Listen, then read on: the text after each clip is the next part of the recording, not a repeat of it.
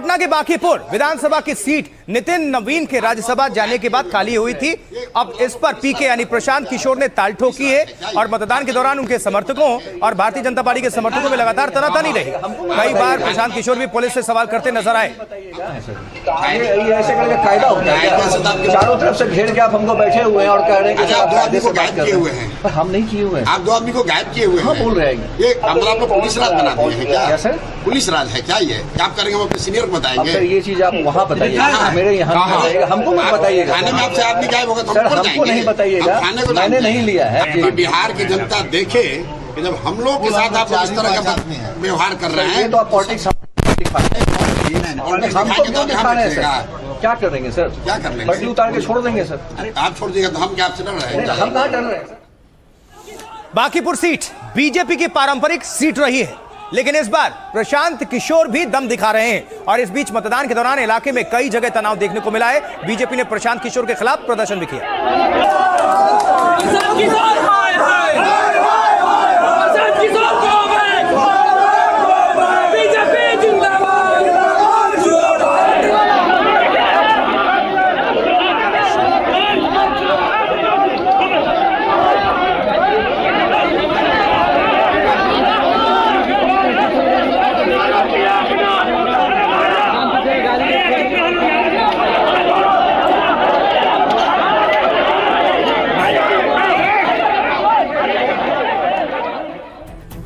ये तो बिहार की हम बात कर रहे थे, लेकिन उधर मध्य प्रदेश दतिया उपचुनाव में भी वोटिंग हुई है। नतीजे 3 अगस्त को आएंगे। आइए जरा जल्दी से देख लेते हैं कहां कितना मतदान हुआ है।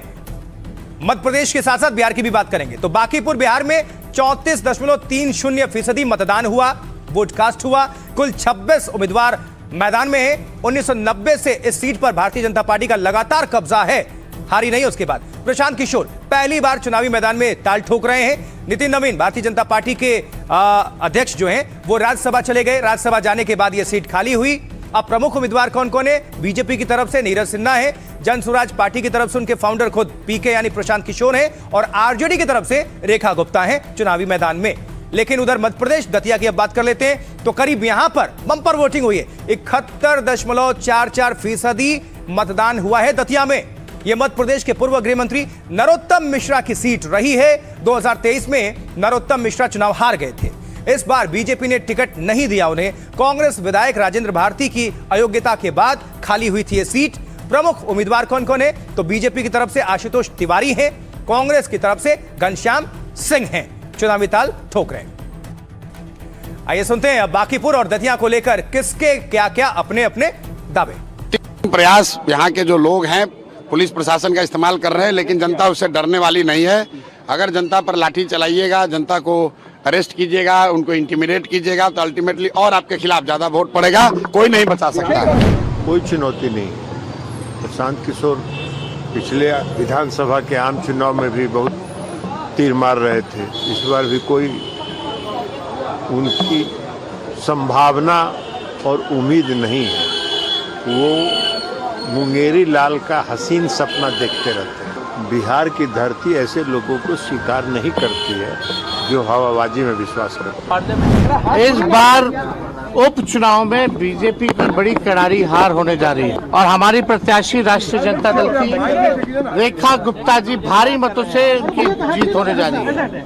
और 3 तारीख को जब नतीजा आएगा तो आप देखिएगा कि बांकीपुर से पूरे मुल्क में, पूरे देश में ये संदेश जाएगा जो राष्ट्रीय अध्यक्ष भाजपा की जो सीट जो है वहाँ से बीजेपी को हार का सामना करना पड़ेगा। कोई भी चुनाव आसान नहीं होता और ये ऐसा कहना कि नहीं कोई चुनौती ही नहीं है और हम लोग एकदम बहुत ही कंफर्टेबल पोजीशन में है, ये गलत है। लेकिन हाँ, बांकीपुर विधानसभा में जो जीत है वो 100% एनडीए की होने वाली है। कह सकते हैं पॉजिटिव फाइट नहीं होगा, एक अच्छी लड़ाई नहीं होगी, लोकतंत्र के अधिकार के लिए विकास की बात नहीं होगी, तब तक कैसे होगा? पर भारतीय जनता पार्टी जीत रही है, सब एकदम बढ़िया। मतलब कमल खिलेगा? जी हाँ, जी हाँ। भारतीय जनता पार्टी जीते ये सोच था, कमल का बटन दबाया है।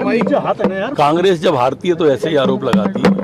ये हताशा और निराशा का परिचय होता है। मध्य प्रदेश की राजनीति को बदलने वाला चुनाव दतिया की जनता को जिम्मेवारी मिली है। माँ की कृपा से 25,000 वोट से आदरणीय घनश्याम सिंह जी और हाथ का पंजा जीतेगा। भारतीय जनता पार्टी शिकस्त खाएगी और कांग्रेस पार्टी के कार्यकर्ताओं और जनता का आशीर्वाद दोनों का जो समावेश हुआ है, ये अद्भुत अकल्पनीय मध्य प्रदेश की राजनीति में बदलाव का संकेत है। और अब एक बिहार की राजनीति से दिलचस्प खबर। क्यों? क्योंकि उपेंद्र कुशवाहा के बेटे जो हैं दीपक प्रकाश, वो नीतीश कुमार के साथ भी मंत्री थे और अब भी सम्राट चौधरी के साथ भी हैं, लेकिन वो ना तो विधानसभा के सदस्य हैं और ना ही विधान परिषद के। तो अब सुप्रीम कोर्ट ने इस पर सरकार से सवाल पूछ लिया है।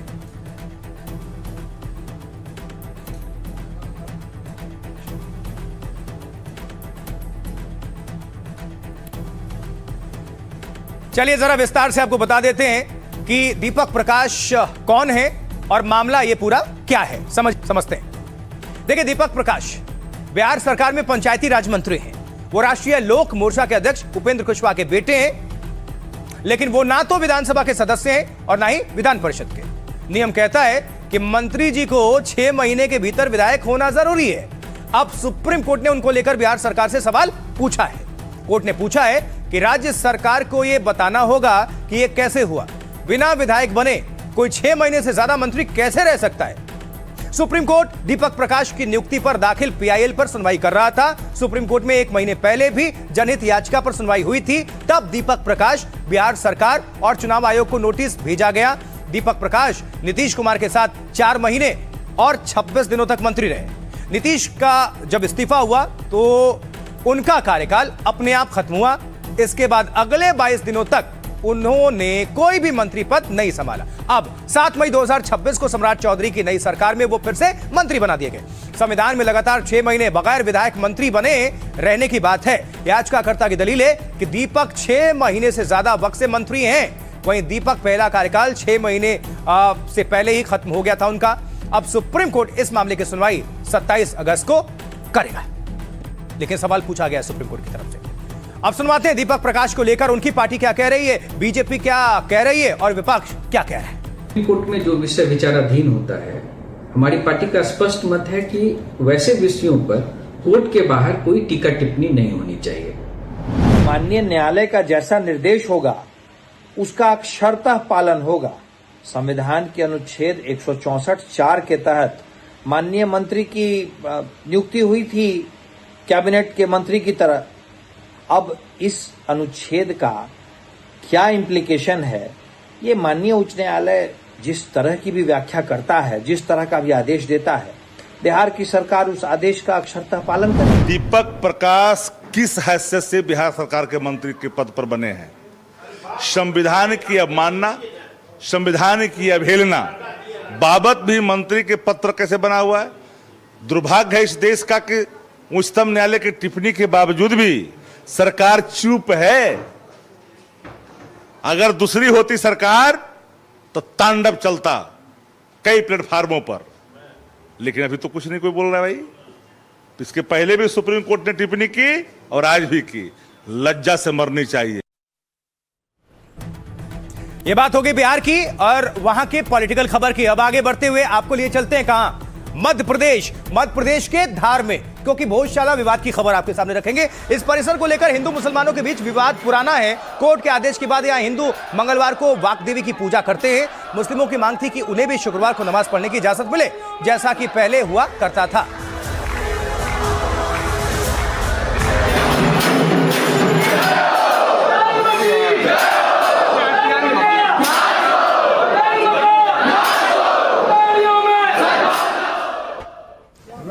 तो अब सुप्रीम कोर्ट ने परिसर से सटी दरगाह की जमीन पर मुसलमानों को नमाज की इजाजत दे दी है। ये जमीन जो आप देख रहे हैं, देखिए इसे, ये वही जमीन है जो विवादित परिसर से सटी है और जहां नमाज अदा की जाएगी।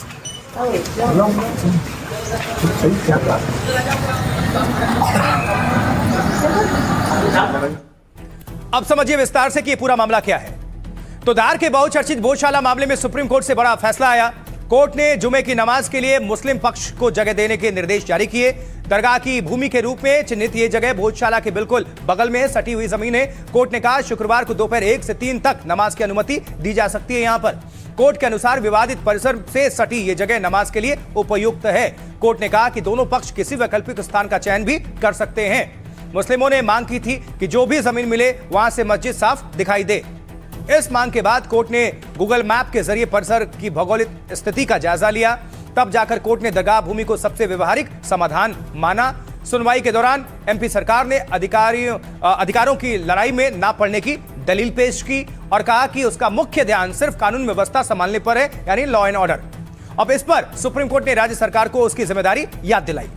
कोर्ट ने कहा कि धार्मिक अधिकारों की रक्षा करना भी राज्य का दायित्व है, कर्तव्य है। कोर्ट ने कहा धार्मिक अधिकारों की रक्षा करना राज्य का दायित्व है, ये आपको हमने बता दिया। अब सुनवा देंगे कि इस पर कांग्रेस क्या कह रही है, सुनते हैं सबके बयान। जब तक फाइनल ऑर्डर नहीं आता तो हमें कैंपस के सामने जो लगी हुई जगह वो दे दी जाए। जो अभी ऑर्डर, क्योंकि अभी इमीडिएटली सुप्रीम कोर्ट ने ऑर्डर पास करा, रिटर्न ऑर्डर आने में टाइम लगेगा, लेकिन जो वकीलों ने मुझे अभी बताया कि जो हमने येलो डिमार्केशन करके दिया था, उन्होंने उस जगह को लोकेट करके कहा है कि इस जगह पर कल नमाज पढ़ा दी जाए। ये तो एक टेम्पररी फेस है। अभी सुप्रीम कोर्ट ने कहा कि जब तक फाइनल डिसीजन नहीं आता तब तक नमाज वहां प्रारंभ की जाएगी, जो नमाज रुक गई थी। तो उस लड़ाई को हम लोगों को निकालना था। आगे बढ़ते हुए अब बात सावन के पवित्र महीने की। जी हां, तो सावन महीने की शुरुआत हो चुकी है और हर तरफ बोल बम का नारा, जयकारा ही सुनने को मिल रहा है। देखते हैं कुछ तस्वीरें कांवड़ियों की भी। अब सबसे पहले आपको काशी विश्वनाथ के दरबार में लिए चलते हैं, जहां मुख्यमंत्री योगी आदित्यनाथ ने महादेव की पूजा अर्चना की है। सुनिए जरा मंत्रोच्चार।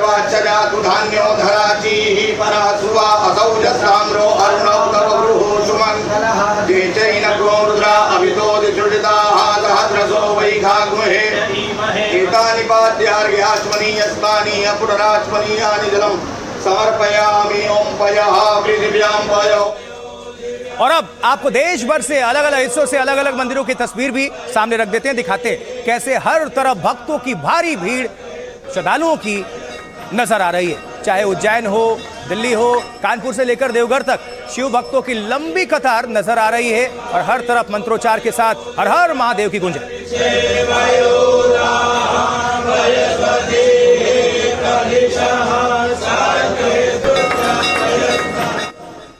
और आज से इसी के साथ कांवड़ यात्रा भी शुरू हो चुकी है। लग्जरी स्पोर्ट्स कार में भी शिव की कांवड़ निकली है। जरा ये देखिए तस्वीर।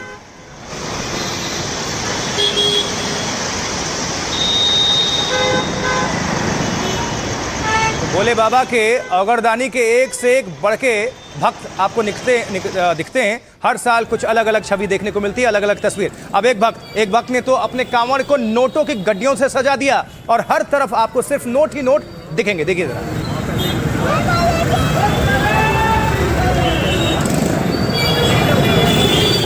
और इसके लिए लेकिन सुरक्षा व्यवस्था भी चाक चौबंद है।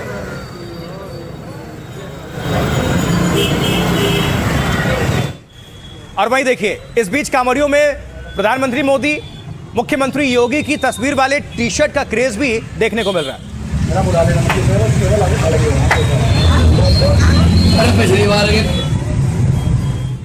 तो उत्तर प्रदेश में इस वक्त सुरक्षा व्यवस्था चाक चौबंद है। कांवड़ के मद्देनजर हापुड़ में तो कांवड़ मार्ग की ड्रोन से मॉनिटरिंग की जा रही है।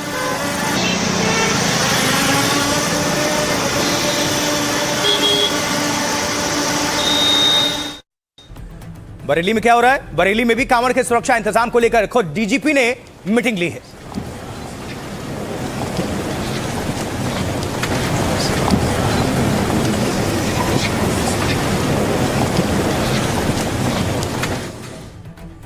और आगे बढ़ते हुए आपको बता देते हैं कि कांवड़ यात्रा को लेकर किस तरह के इंतजाम किए गए हैं। नजर डालिए। देखिए, आज सावन का पहला दिन है और इसी के साथ कांवड़ यात्रा शुरू हो चुकी है। इस बीच शिव भक्तों के लिए कांवड़ मार्ग पर चाक चौबंद व्यवस्था है। पश्चिमी उत्तर प्रदेश, दिल्ली से लेकर उत्तराखंड तक 40,000 पुलिस कर्मियों की तैनाती है। दिल्ली में कांवड़ यात्रा के लिए 6,000 से ज्यादा पुलिस वाले तैनात हैं। इस वक्त दिल्ली में कांवड़ रूट को 12 सुपर जोन्स, 33 जोन्स और 120 सेक्टर्स में बांटा गया है।